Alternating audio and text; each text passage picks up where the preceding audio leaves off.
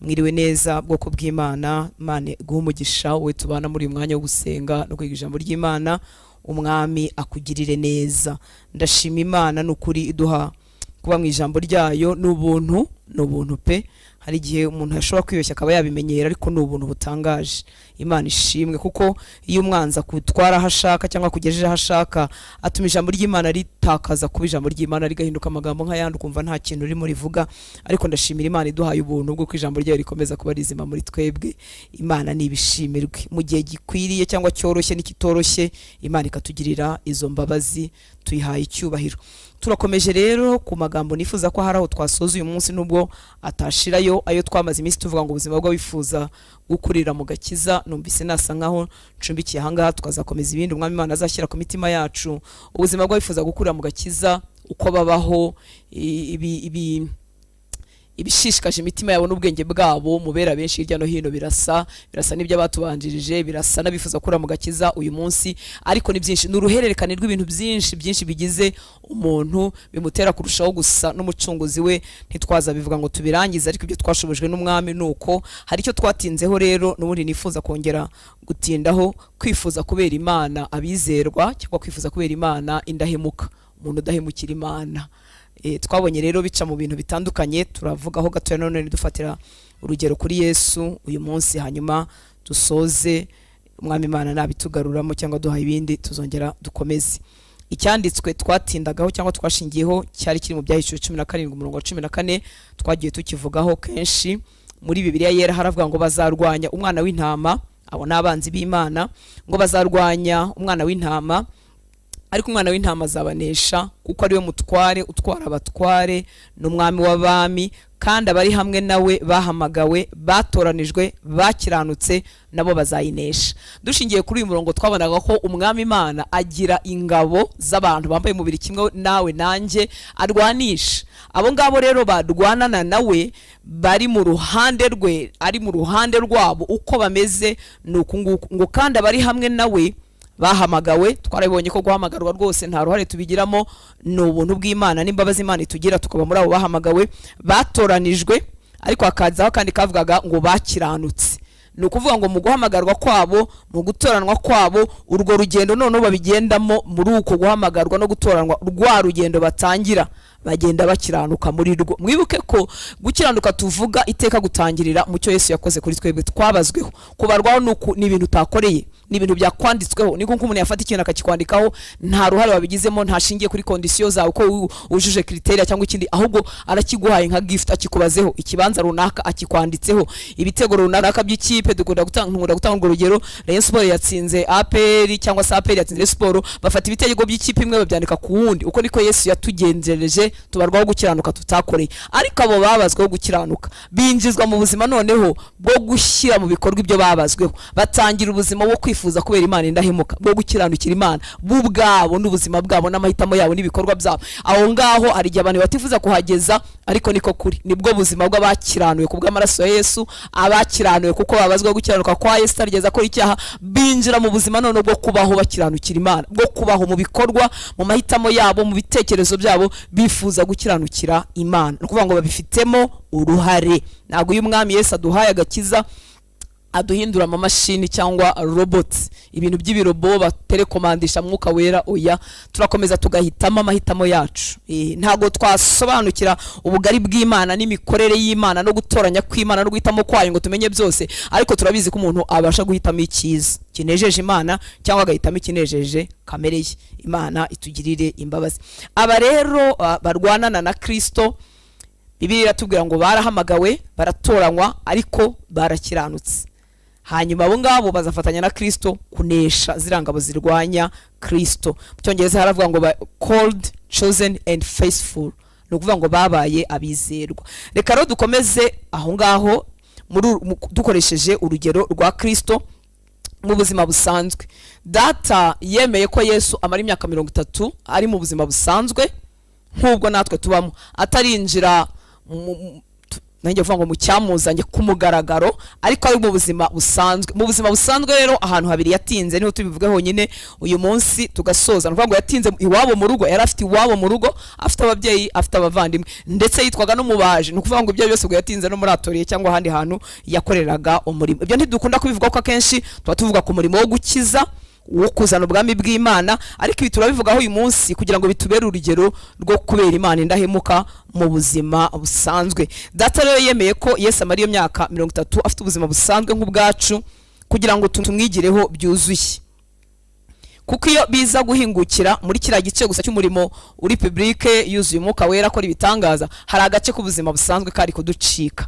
Ariko Data yarabyemeye rwose agira ubuzima bumeze nk'ubwacu kugira ngo aneshe muri byose, natwe tumwigireho kunesha muri byose. Ni ukuvuga ngo yari ari iwabo mu rugo, reka bariho duhera, kandi yari ari no muri ako kazi ko baramwise umubaji. Ni ukuvuga ko nubwo ari mwene umubaji, nawe yari umubaji, ashobora ko iyo myaka ntabwo arashobora, nako niko kuri iyo myaka yarayimaze muri ubwo buzima busanzwe. Reka turebe iwabo mu rugo.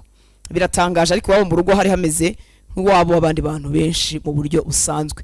Yavutse mu muryango ukennye, ibyo tubibona dukurikije amaturo bagiye gutura, batwaye inuma nk'uko itegeko ryavugaga mu Balewi rivuga ko abadashoboye kubona intama batwara ibyana by'intuma cyangwa se intungura. Muri Luka 2:24 haravuga ngo batamba n'igitambo nk'uko byavuzwe mu mategeko y'umwami. Luka 2:24 batamba n'igitambo nk'uko byavuzwe mu mategeko y'umwami, ngo intungura 2 cyangwa ibyana by'inuma 2.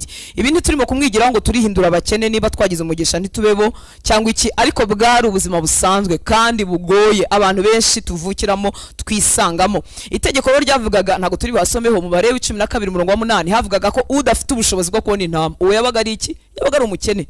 Udafite ubushobozi bwo kubona intama natware inuma 2 cyangwa se intungura 2, atware ibyo byana by'inuma, aba ari byo atanga nk'igitambo. Uyu muryango rero Yesu yavutsemo mu mubiri, Data akabyemera ko ari wavukiramo, nabo bari muri icyo cyiciro cy'ubuzima. Ikindi Yesu yari afite abavandimwe. Hari imyizerere itabyemera, bivuga ko Yesu yavutse wenyine, ariko Bibiliya itwereka ko Yesu yari afite abavandimwe. Ikindi kintu kibabaje nuko abavandimwe batizeraga kandi bari mu bantu bahinyuraga umurimo we. Ibyo byose rero byahinyuzaga ubuzima bwa Yesu, sesure nkuko nawe byaguhinyuza. Gukiranukira muri uwo muryango ugakomeza kubaho udakoze icyaha namba, nuko nyine yanesheje. Imana ishimwe, kandi atubera urugero kugira ngo nawe ubashe kunesha.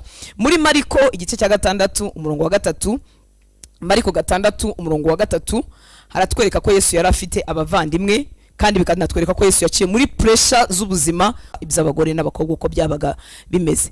Ngo ibyo bituma batamwemera, bamuhakanira iki? Imivukire ye ni mugenzi wabo aho muri quartier n'ibintu bisanzwe. Ngo mbese siwe wa mubaji mwene Mariya akaba n'umuvandimwe wa Yakobo na Yosefu na Yuda na Simoni, ese bashiki bebo ntiduturanye? Ngo ibyo bituma batamwemera. Hanyuma muri Yohana igice cya 7 twabona none uburyo aba bavandimwe batizeraga kandi bahinyuraga umurimo wa Yesu. Mwibuke ko atigeze akora icyaha na kimwe. Muri uko guhinyurwa twese turabizi, iyo umuntu aguhinyuye akeresheje ibyo ukora yavuga ati nkaho uri mu biki, se wataye umurongo, se wabuze ibindi umara. Urabizi uburyo bikubita umutima wawe, ushobora gucumura utanamusubije cyangwa se wanamushubije ugacumura umutima. Ariko Yesu ngo muri ibyo byose yageragejwemo nta kintu na kimwe yigeze akora icyaha, yaranesheje kugira ngo we nanjye tuzaneshe.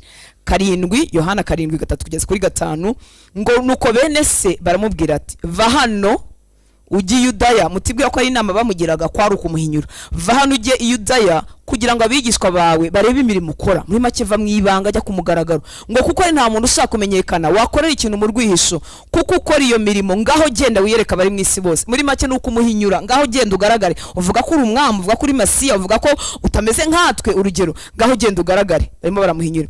Ngo bene se babivugiye batyo kuko batamwizeraga.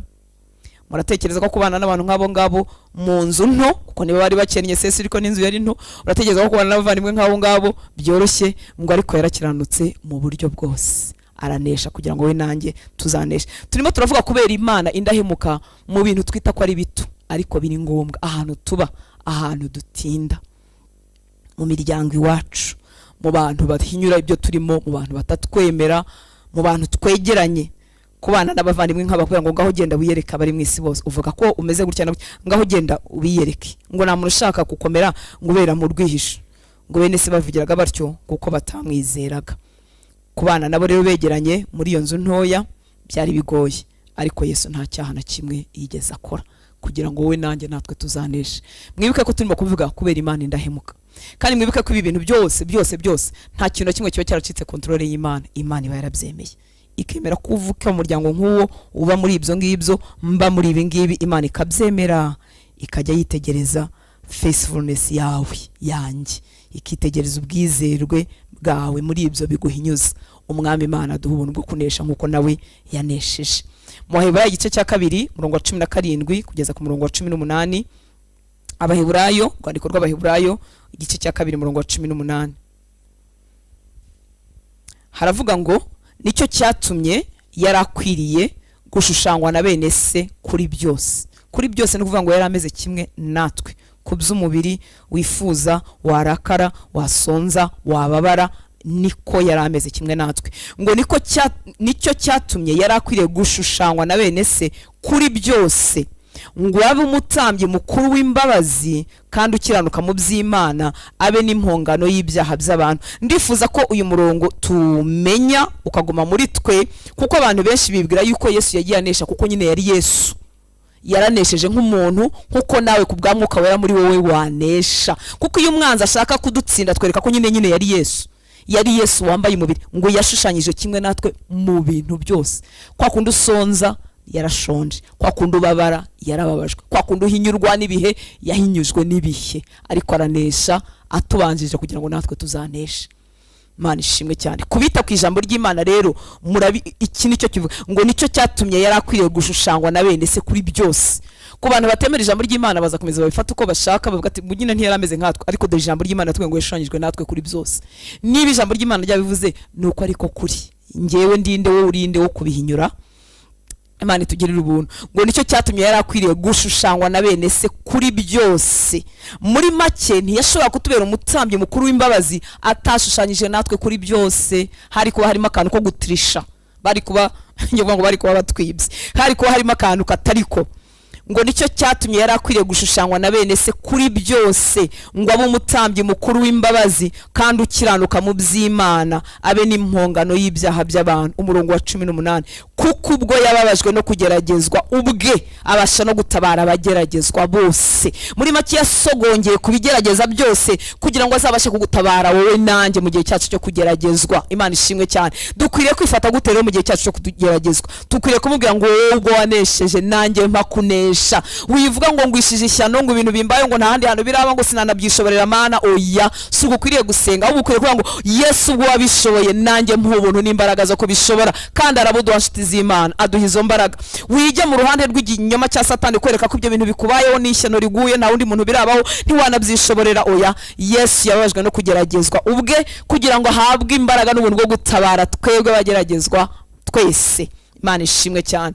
Ngo kuko ubwo yababajwe no kugeragezwa ubwe abasha no gutabara abageragezwa bose. Sindi mvuga ko kugeragezwa bitababaza, birababaza, biraryana, bihinyuza umuntu, ariko uzajya wibuka uko ukwiriye gusenga. Ukwiriye gusenga ngo ubwo wababajwe no kugeragezwa ubwawe nanjye mpuha ubuntu n'imbaraga, neshe nk'uko nawe wanesheje. Mwibuke ko muri ibi bintu byose nta hantu na hamwe yigeze acumura, nta cyaha, nta buriganya, nta kunamuka byigeze bigaragara mu mutima we. Umwami Imana tugezeyo. Nicyo cyifuzo cya Data kuri twebwe twese abo yahamagaje imbabazi ze. Muri uru rugo yabanagamo n'aba bavandimwe kandi yari afite nyine n'ababyeyi. Ntago Bibiri ivuga igihe Yosefu yaba yarashajiye yaravuye mu mubiri, ariko tubona ko mama we Mariya yari agihari, ndetse no mu cyumba cyo hejuru mu buzuye Umwuka Wera. Iyo dusomye mu byakozwe no mu gice cya 1 murongo 14 havuga bari mu cyumba cyo hejuru bakavuga ngo na Mariya nyina w'umwami nawe yari ahari.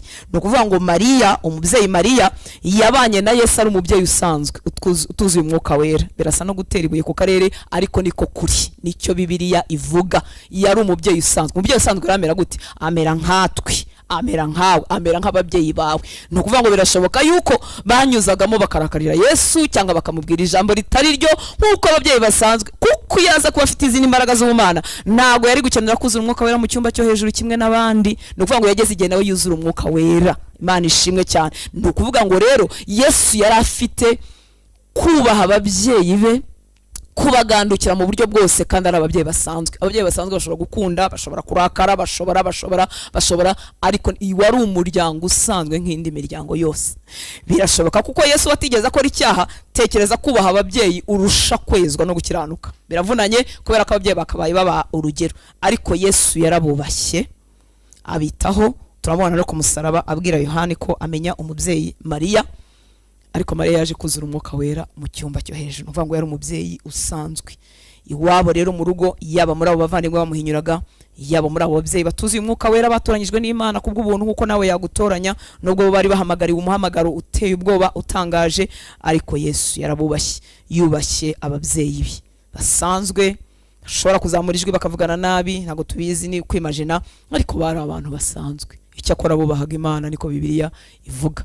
Ntago bivuga ngo umuntu wubaha Imana ntanyuzamo ngo akose. Bubahaga Imana. Murabizi Yosefu niko bamuvuze yari umukiranutsi, kandi na Mariya tubonye yifato ye nawe yari umukiranutsi mu gihe cyabo, muri asezerano rya kera bari barimo, igihe cy'umwuka wera kitaraza, Yesu atarahabwa ubwiza bwe, atarapfa ku busaraba, bitwaga abakiranutsi. Ariko Yesu mwibuke ko watigeze akora icyaha, habe mu bitekerezo, habe mu ngiro. Nuvuga ngo yari afite kwezwa kuruta ukwabo, ariko arabubaha, arabagandukira mu buzima busanzwe bwo mu rugo, kugira ngo we nanjye tuzaneshe. Imana ishimwe cyane. Iyaba rero Yesu yaraje yambaye umubiri utameze nk'uwacu, nago kugeragezwa kwe kwari kuba nk'ukwacu, ariko yari yambaye umubiri nk'uwacu ngo abashe kudutabara. Nongere nkwibutse, iyo umwanzi ashaka ko utsindwa, akwemeza ko Yesu atarameze nkawe, ariyo mpamvu yanesheje, ariko ko wowe utabishobora. Umva ukuntu aganiriza ibitekerezo, yavuga ati Yesu nyine Yesu yarababariye, nyine Yesu yarabihangariye, nyine Yesu ntiyarameze nkawe. Isomo ry'umwanzi rikagufata, mbese ntufate icyo Bibiliya ivuga. Icyo ni ikinyoma cya Satani. Ubundi umwanzi akakwereka ko ibikubaho ngo birarenze cyane, ko nta mbaraga we wagira zo kunesha, kandi nyamara Yesu yaratsinze, aranesha mbere yawe, ngo nawe azaguhe kunesha. Dusaba ubuntu n'imbaraga. Imana ishimwe cyane. Ntiwemere gukubitwa hasi n'ibyo uhura nabyo mu buzima busanzwe bwa buri munsi. Mwibuke ko icyo tugambiriye ni ukubera Imana yacu indahemuka, ni ukubera Imana yacu abo kwizerwa. Wibuke ko Imana yitegereza buri segonda y'ubuzima bwanjye uko nyifatamo, yitegereza buri munota w'ubuzima bwawe uko wifatamo. Turamusaba ngo yongera twegura aho twatsinzwe, kubw'imbabazi ze yongera twegura, aduha ubuntu n'imbaraga zo kumubera indahemuka muri detaye, twebwe abayatoranyije, akatugirira imbabazi tutari dukwiriye. Reka tuvugeho gatoya kuba umwizerwa mu kazi, kuko Yesu bamwise umubaji. Murabyibuka ngo mbese si we wamubaji mwene Mariya? Nuvuga ngo yari yarahuje na papa we wo mu mubiri, cyangwa tekereza kandi ko nabyo bitari byaracitse kontrole y'Imana. Uje gukiza isi, Imana iremera avukira mu muryango woroheje cyane, mu muryango w'ababaji, kugira ngo nitujya kumwigiraho hatazagira n'umwe usigara inyuma. Imana ishimwe cyane. Twibaze rero gatoya no gutekereza nk'umubaji wari i Nazareti, Yesu uriko yahuye n'ibirushya, nkuko abandi bantu bose bari mu mirimo yo gushaka amafaranga bajya bahura n'ibibarushya, nibibahinyuza mu buzima bwacu bwa buri munsi. Ariko mwibuke ko atigeze akora icyaha namba. No kuvuga ngo tubishyize mu ngiro tukabitekerezaho, ntiyigeze abeshya mu byacuruzaga, ntiyigeze yita ikintu ko kitari, ntiyigeze avuga ngo aka kameza karakomeye cyane kadakomeye cyane, ntiyigeze. Muri make yarakiranutse no mu buzima busanzwe. Ndakwinginga nshuti y'Imana, ntugwe mu mutego niba nawita w'ibihe bya nyuma, aho umwanzi yigisha ubwenge akakuzanira n'abandi batoza be, akabwira ngo ntago bishoboka reka ko umuntu yakiranuka acuruza. Ubwo si byo bintu ko kukumva nibyo. Ubu si Imana yahaye abantu mu gisho gucuruza, yari babwiye ngo banduriremo, yari babwiye ngo bakiranirwemo? Oya pe. Ntabwo wahandoringa amafaranga mu kwizerwa, wayahandoringa mu kwizerwa, wakora ibintu mu kwizerwa, gusa bisaba kwizera Imana no gutegereza Imana. Utizeye uburiganya n'ubukoryo bwawe washyizemo, Imana itugirire ubuntu. Nuvuga ngo yarakiranutse rero mu kazi ke, ntiyigeze akabya ngo avuge ibintu nkuko bitari, ntiyigeze ashyiraho ibiciro by'umurengera, kuko yarakiranutse mu buryo bwose. Nta gukiranirwa na guke kwagaragaye muri we no mu buzima busanzwe. Nubwo yakoreshaga amafaranga, yahanduringaga amafaranga nkuko natwe tuyabamo, ariko mwibuke ko gahunda ye ikimbere muri we cyari ukunezeza se. Umutego ujya uba mu buzima bwacu bwa buri munsi turimo duhanduringa amafaranga, ni igihe gahunda y'umutima wacu, ntumbere y'umutima wacu ivuye ku kunezeza data igahinduka kunguka byinshi, uzagwa mu mutego. Iteka niwikompara, niwigeranya nabo mucuruzanya, niwigeranya nabo mwatangirira urugendo rimwe, intumbero yawe ikaba kukwiriye kunguka byinshi, uzagwa mu mutego. Uzabeshya, uziba, uzavuga ngo ni ibintu byumvikana, ngo imisoro ngo iri hejuru, ngo ntago wagira gute, ngo fagitire ngo ibiki. Uzagira impamvu zisa nk'izumvikana, ariko mu maso y'Imana ntibyari bikwiriye. Wizeye Imana, intumbero yawe ikaba kunezeza data, warya bike ukanezeza umutima w'Imana, kandi muri ibyo bike yakugwiriza aho biri ngombwa. Ntabwo akennye, ntabura uko aha abantu umugisha, ntabura uko agira, ahubwo arakeneye ubwizerwe bwacu. Muri bike akatwongerera byinshi. Uzi ko ari wo mugambi we.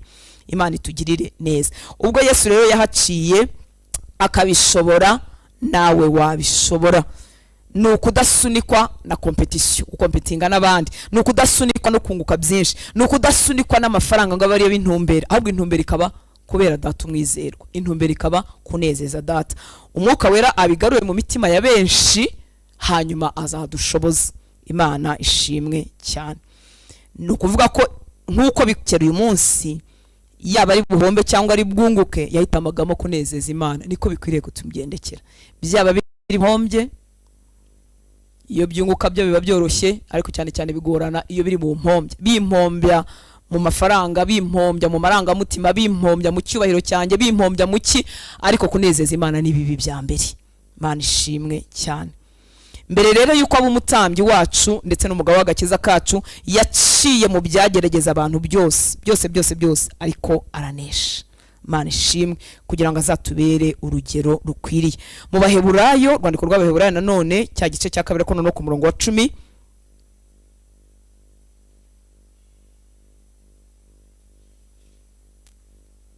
muri Bibiliya yera haravuga ngo, Abaheburayo 2:10, ngo kuko byari bikwiriye ko Imana byose byaremewe ikabibeshaho, iyobora abana benshi mu bwiza, itunganishije rwose umugabo w'agakiza kabo kubabazwa. Burya abavandimwe bamutuka, bamuhinyura, Imana yabaga yabyemeye? Yego. Bamuvuga abantu bo mu mudugudu bavuga ati gusura se yatubwira iki? Si wamubaji mwene Mariya, abavandimwe si bakanaka, bashimye ntitubazi, ntiduturanye. Ahinyurwa ibyo byose Imana yari yabyemeye. Ngo kuko byari bikwiriye ko Imana byose byaremewe ikabibeshaho, umva nta cyayicitse, nta cyacitse kontrole yayo, iyobora abana benshi mu bwiza. Ubwo ni batwebwe, itunganishije rwose umugabo w'agakiza kabo kubabazwa. Kuko uwaduheshaga agakiza yagombaga gutunganywa rwose, kugira ngo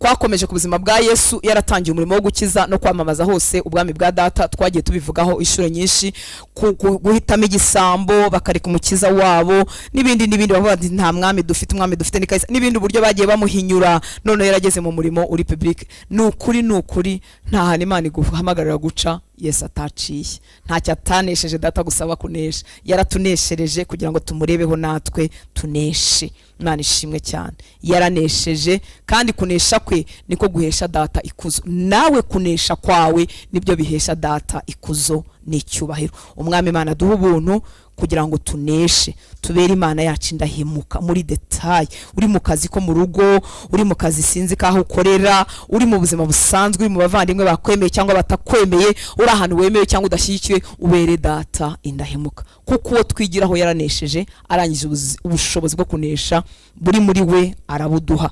Iyo tunesheje rero bitera data guhabwa ikuzo, bimuhesha icyubahiro. Yarivugiye Yesu arimo arangiza urugendo muri Yohana 17 umurongo wa 4, Yohana 17:4 aravuga ngo naguhesheje ikuzo ku isi ndangiza umurimo wampaye gukora. Haleluya. Reka iby'imitima yacu irangamira bibi ngibi bye kuba ni byiza ko tuzagira achievement mu isi zigirira abantu umumaro, ni byiza, ariko dushobora kwa achieving ibintu byinshi ariko bitarimo guhesha data ikuzo. Cyakora abantu kuko bareba iby'inyuma bakabishima bakabirimba, ariko umwana w'Imana wifuza gukurira mu gakiza, gukura mu gakiza si ikindi no kugenda dusa na Yesu, akwiriye kuba afite uku kwifuza kugari mu mutima we ngo naguhesheje ikuzo ku isi. Ndifuza igihe nzaba nsoza urugendo ko ubuzima bwanjye buzaba buvuga gutya ngo naguhesheje ikuzo ku isi ndangiza umurimo wampaye gukora. Haleluya. Bibiliya yera iravuga ngo nakubahishije mu isi kuko narangije umurimo wampaye gukora. Cyangwa umutima wawe mu rugendo urimo, mu kigero cy'ubuzima urimo, byurimo gucamo bikomeje ikuzo, umaze kungirira imbabazi no kuntoranya ikuzo, umaze kungirira imbabazi no kuntoranya, ubuzima bwanjye bwaguhesheje ikuzo, bwakubahishije mu isi, narangije umurimo wampaye gukora. Haleluya. Sengesho ryacu ribi ryo kubyifuza kuruta ibindi. Yesu yarumviye arinda agera mu rupfu, niko tubona mu Filipi 2:8, ariko reka duhere hejuru gatoya kugira ngo tubyumve. Rwandiko rw'Abafilipi 2 kuva kuri 5, nashaka ku murongo wa 8 nsome muri Bibiliya ijambo ry'Imana. Aravuga ngo mujye mugira amatwara nka Kristo Yesu, muri make mu mwigane, mu mwigireho.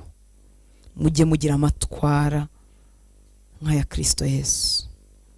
Ngo we nubwo yari asanzwe afite kamere y'Imana ntiyigeze yibwira ko guhana nayo ari ikintu cyo kugundirwa, ahubwo yeretse ibye byose ahinduka nk'umuntu, ndetse afata kamere y'inkorera gahato, yabonetse ameze nk'umuntu, yicisha bugufi arumvira, ntiyanga no gupfa, ndetse apfa bambwe ku musaraba. Yicisha bugufi arumvira, ntiyanga no gupfa, ndetse apfa bambwe ku musaraba. Yicisha bugufi araganduka agera no mu rupfu. Iyo Satani azana ibintu bikomereye ubuzima bwawe, icyabagambire ni iki? Ni kugira ngo utakaze iki?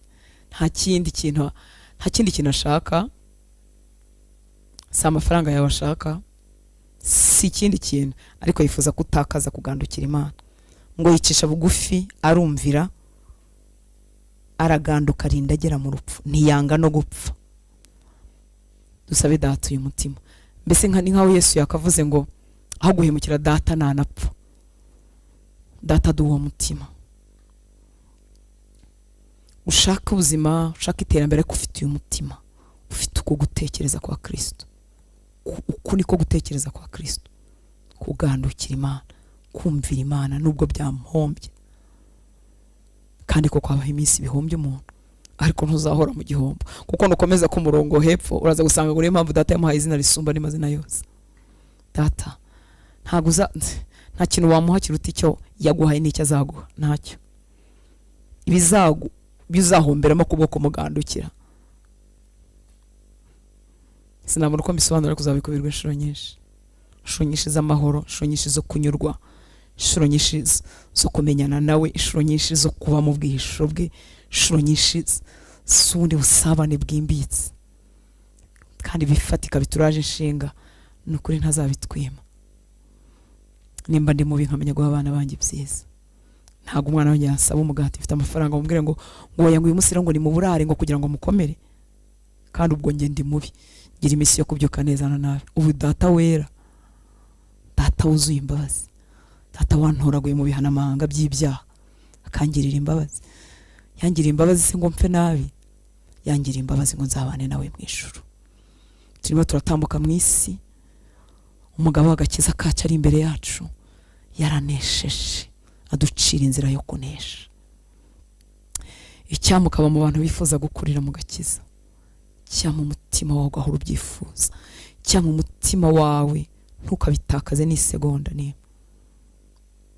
Ibihe byakomeye byoroshye, ariko umutima wawe ntugatakaze cyifuzo cyo gusa na Yesu no muri ibyo bihe bidakwiriye urimo gucamo.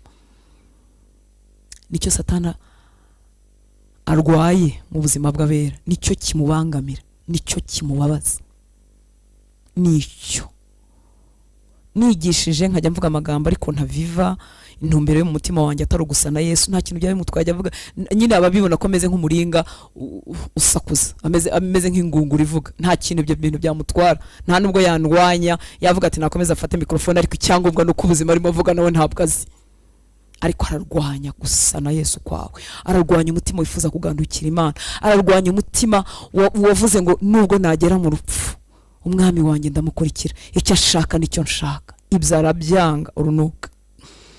Ariko niho imbaraga z'abera ziri, niho kunesha kuri.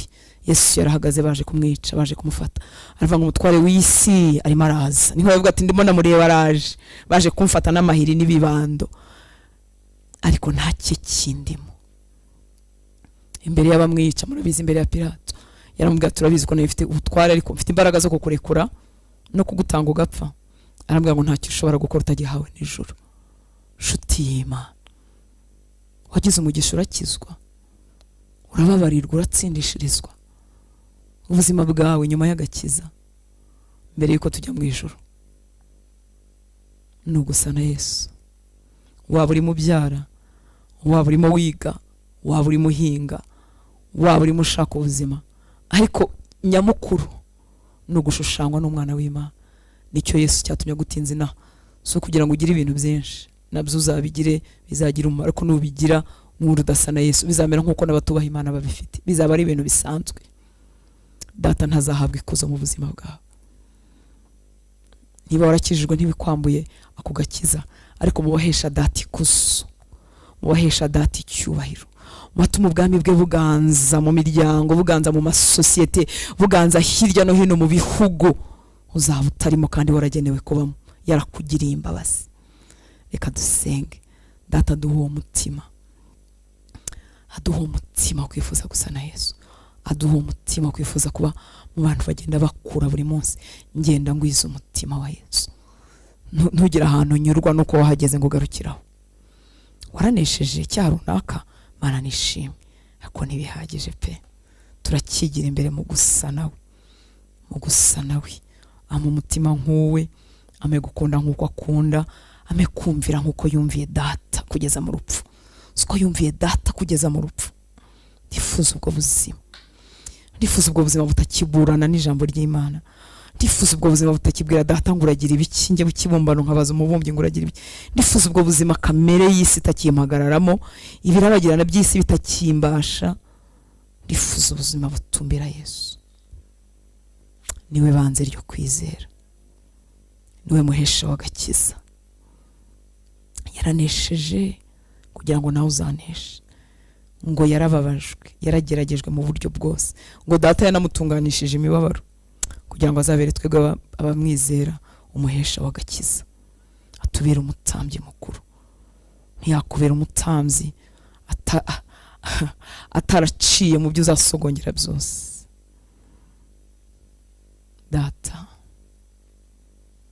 Data duha ubuntu uyu mugoroba, duha ubuntu bwo kugirira inyota ibi turimo tuvuga n'ibindi uzamenyesha imitima yacu. Ndakwinginze kubw'imbabazi zawe, koresha amagambo asanzwe yoroheje mvuze, abyare inyota mu mutima wa mwene data uyumva n'uzari mwisi. Abantu ureba uko warebye Yesu ajya kubatizwa, nta mirimo myinshi yindi iravugwa, nta bitangaza, nta barwayi arakiza, atarazura abapfuye, ataragaburira ibihumbi by'abantu, ariko wamureba ajya kubatizwa ukongera ugahamya mu ijuru ukavuga ngo uyu n'umwana wanjye nkunda cyane, nkamwishimira. Mwami, reka imitima yacu yerekere ku kwifuza kwishimirwa nawe. Bibera ibwina mu mitima abantu batareba, ntibazabigaya cyangwa babishime ntibabizi, ariko n'ubundi si ibyabo, ni ibyanjye nawe, ni ibya buri muhungu na buri mukobwa nawe. Nta kiri hagati ye nawe, nta muntu uri hagati ye nawe. Mwibanga ibwina mu mutima. Isi izashima ibyo twagezeho, ishima amazina twagize yamamaye, ishimye ibikorwa by'ineza twakoze mu bantu, ishime ibihagararo byacu nuko twambara nuko dusa, ishime ibyo dutunze. Ariko wowe Mwami mwiza, wowe Data ureba ibwina mu mutima, aho utinze amaso twigishe natwe kuba ariho dutinze amaso, duhe kukubera indahemuka, duhe kukubera bizerwa, duhe kuzarangiza urugendo tuvuga ngo nakubahishije mu isi, duhe kukubahisha turi mu miryango iwacu nk'uko Yesu yari mu bavandimwe be, duhe kukubahisha turi mu bimeze nka ririya barizo yabagamo, turi mu bucuruzi, turi muri za quartier commerciale na Matewusi, turi mu kazi mwami w'abami, turi mu rugo iwacu Nyaguhora ku ngoma, duhe kukubahisha mu mutima, ibwina mu mitima yacu Nyaguhora ku ngoma. Garura iyo nzara n'inyota mu mitima y'abera bayitakaje, natwe tugasiganirwa iby'isi siganirwa, tugasiganirwa kugira byinshi no kumenyekana, kuko ari byo bishimwa bigakomerwa amashyi, tukagwa muri uwo mutego w'umwanzi bigatuma dushaka no kubigeraho nubwo twaca mu nzira izo arizo zose. Tugarukeho, tweguze imbabazi, tweguze ubuntu bwawe, uduhe ubuntu n'imbaraga byo kubibasha. Ndagushimira ko Yesu yahaciye kugira ngo ngiye nimpaca bizanyorohere. Ndagushimira ko Yesu yanesheje akampa ubwo buntu n'imbaraga kugira ngo nanjye nimpangera nzaneshe. Yambaye umubiri umeze nk'uwacu, agira akamero nk'akacu, arageragezwa mu buryo bwose, imibabaro arayisogongera, kwangwa arabisogongera, gusuzugurwa arabisogongera, guhemukirwa arabisogongera, inzara arayisogongera, ubukene arabusogongera. Mwami wanjye, kugira ngo nituhaca natwe tuzaneshe nk'uko yanesheje. Urakoze ko ikiduhesha kunesha wakiduhaye. Twizeye ubuntu bwawe n'imbaraga zawe. Turindire inyota ntigatakare, turindire mu magambo yawe kugira ngo ukomeze kutuvomerera, turindire mu bihe byo gusenga kugira ngo dukomeze tuvomererwe inyota ntitukayitakaze. Dore isi ifite urusaku rudukurura hirya no hino ngo turebe ibitagira umumaro, duhore turindangazi, duhore turangaye, ariko turakwingize ngo duhe inzara n'inyota byo gukiranuka. Nibwo tutazarambirwa kumva ibyawe, nibwo tutazarambirwa kurira ku meza yawe, nibwo tutazaruha kwihererana nawe abantu bahari cyangwa badahari, nibwo tuzagwiza imbaraga igitondo n'umugoroba. Urakoze Data. Nsabiye umugisha rero abahungu bawe n'abakobwa bawe twabanye muri ibi bihe Nyaguhora ku ngoma byo kuba muri iri jambo, ubaho umugisha, urihindure rizima muri twebwe. Mwuka wera ubivuge neza, ubishimangire mu mitima yacu. Urakoze. Uwo mugisha abatuma ijwi ryacu rigera kuri benshi, uwo mugisha abadukomereza amaboko mu buryo butandukanye, ubaho umugisha, ubagirire neza.